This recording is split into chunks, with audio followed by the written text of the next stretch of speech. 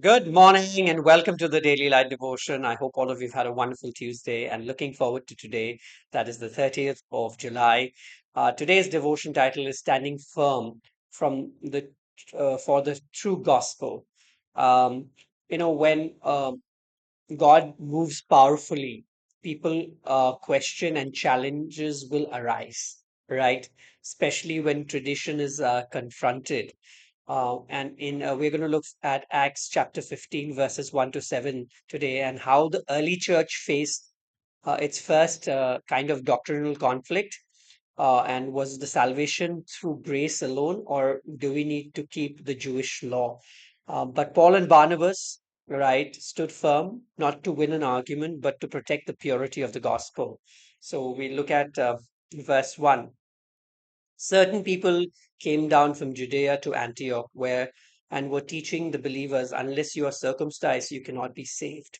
So legalism kind of crept in, right? So some Jewish believers added requirements to salvation, insisting Gentiles must follow the Jewish law. Their message contradicted the grace based gospel Paul and Barnabas had preached all over. And we need to be careful to adding to God's grace, right? Salvation is not Jesus plus anything, it's only Jesus plus nothing. And it is through grace only. Verse 2 says, this brought Paul and Barnabas into sharp dispute with the and debate with them. Paul and Barnabas did not stay silent. When the gospel was at stake, they stood up and spoke. They understood that a small compromise in doctrine could cause great confusion later on. They didn't just stand, they defended the truth with love but with courage, right? Verses 2 and 3 say Paul and Barnabas were appointed to see the apostles and elders. They told how the Gentiles had been converted. This news made all believers very glad. While on their way to Jerusalem to resolve the issue, Paul and Barnabas shared testimonies of salvation among the Gentiles. The believers rejoiced on God's work and bearing fruit regardless of the conflict, right? So joy rises when grace is shared. Verses 4 and 5 says, some of the believers stood up and said, Gentiles must be circumcised and required to keep the law of Moses. The opposition wasn't from outside, it was from inside, right? It came within the church walls. It came believers who were still clinging to the old law demanded outward signs to prove salvation. And this is sometimes happens. Not all disagreements is persecution, but it's just not renewing the mind and understanding God's goodness.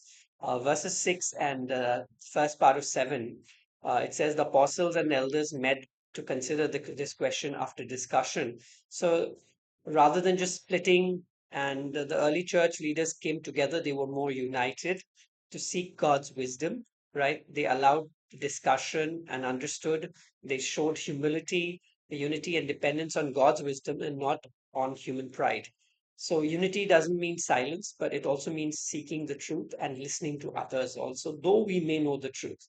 So, um, what we learn from this is certain life applications is that we do not need to add to the gospel, right? Jesus paid it all. Legalism can subtly shift the trust from the cross to our own human effort, right? It could that and that brings religion into play. We need to speak up when the truth is threatened.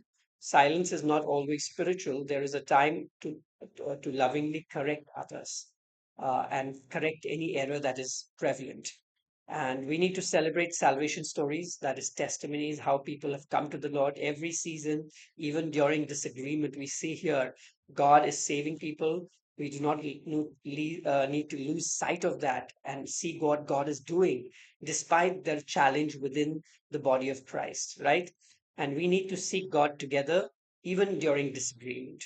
We need to be teachable, lean on the scriptures. Spiritual leaders and prayers are required, and seeking God's wisdom is very important, specifically during when there is a kind of differences, right? We need to, everyone needs to walk in humility. It's not about us, it's all about Jesus. It's about what Jesus preached, what he did, and And that's we are still teaching about that. And that is, it is Jesus plus nothing equals to the gospel. If you read Jesus plus something, it's not the gospel, it's human effort, right? So, want to encourage you, if we sometimes face confusion or disagreement in our walk with God among fellow believers, we are not alone, right? The early church, which was flourishing and there was kind of revival and seeing such power of God, they also had the same struggle, right? But they brought them to God, stood for grace, and they found unity in the truth. They stood firm in the gospel and let God's grace guide their conversation. And so we need to do the same thing. Let God's grace, determine our conversation. We do not need to take it upon us. It's not self agenda. Everything is about God's agenda on what He wants. So if there is misunderstanding, and there's always going to be, these situations where there's challenge in ministry and challenge in our walk with Christ. But how do we deal with that? We take it to God and humbly submit ourselves, specifically individually. We cannot control others, right? We have to do that and give them the grace that God shows us.